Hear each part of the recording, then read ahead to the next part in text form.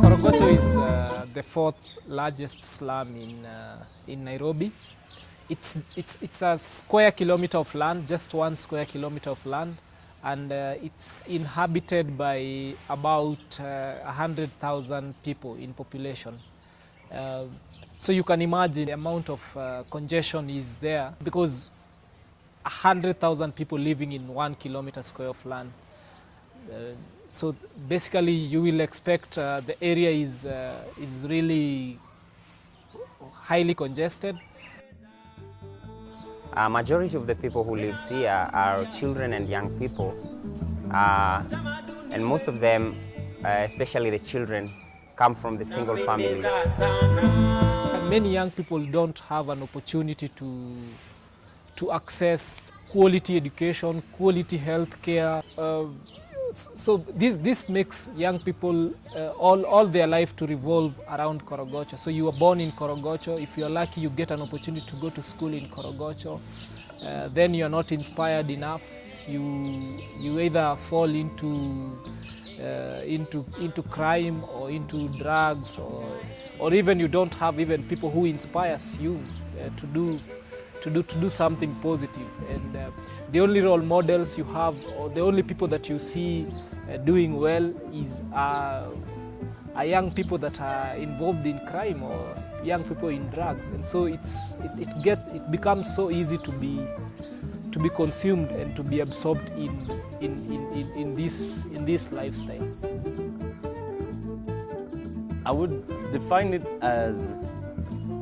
as they say, an informal settlement that has gone through a lot. For a couple of years now, they've been through many different things. And I feel like when you come here, you realize that there's a lot of difficulties here. But at the same time, you can see that there's a lot of things changing as well. And I've been here only for 2 months, but you can feel that something is going on. And it's because of these organizations like Nigeria, Africa. This is what led to the formation and foundation of Hope Raisers. Basically to give young people that opportunity to expose them to the life outside, to give them a point of interaction with the life outside Korogocho. Initially, it started as a music group where we just wanted to play music and share our inspiration of a better community of opportunity for our young people. And itself began to be looked up by those children and young people growing at that time as an alternative inspiration to what they were used to. And so Hope Raisers started opening its door to the community so that it could give the young people of Korogocho that opportunity to experience the life outside Korogocho and to break that chain of growing in Korogocho, schooling in Korogocho, doing all your activities in Korogocho and dying in Korogocho.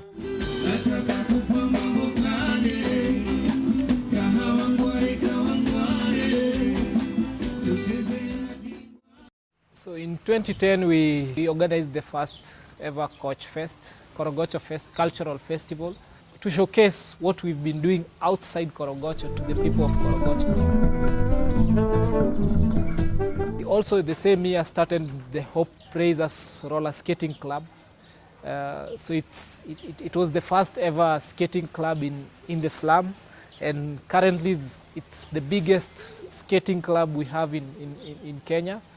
Hope Raisers has been a really inspiring organization to follow. They work very good with how they understand the youth in Korogocho. They understand what they want, they understand what they need, and it's been really interesting to see how they use cultural tools like sport, music, and art to give kids opportunities that they wouldn't have.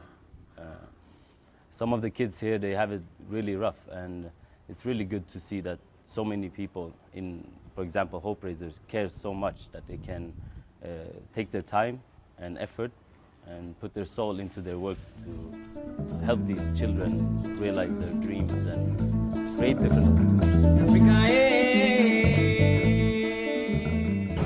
Before ni join Hope Raisers nilikuwa like na wasichana wengi marafiki, tulikuwa tunatembea. Nimepata kuwa na family yenye ni makoches wangu. Second nikakuwa na watoi wenye mimi ni wa coach. Kabla join Hope Raisers sikuwa kitu ya kuduni kwa street tunakaa hivyo idol. Hope Raisers imenipatia ile quality ya leadership, naweza lead watoi. Hadi kuna timu yenye watoi yenye saina coach.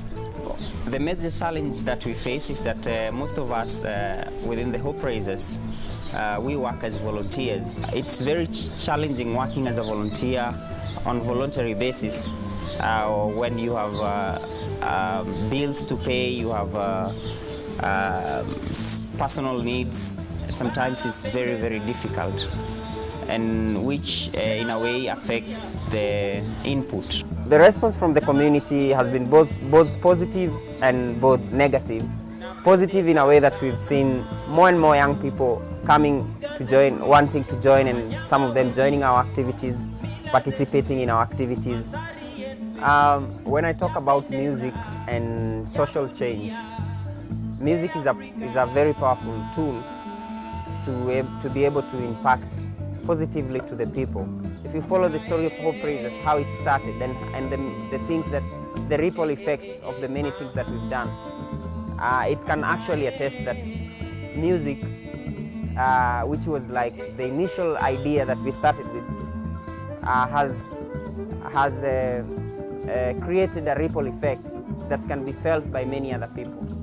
So for me, it's not about just singing and passing the message, but it's also about living with the people and journeying with them and showing them the direction. It might not be the correct approach, but at least it is a symbol that even musicians can become leaders in their communities, not just by singing, not just by writing music, not just by playing music, but also by providing leadership and being mentors and being influencers. Jambo Bwana, karibu Kenya.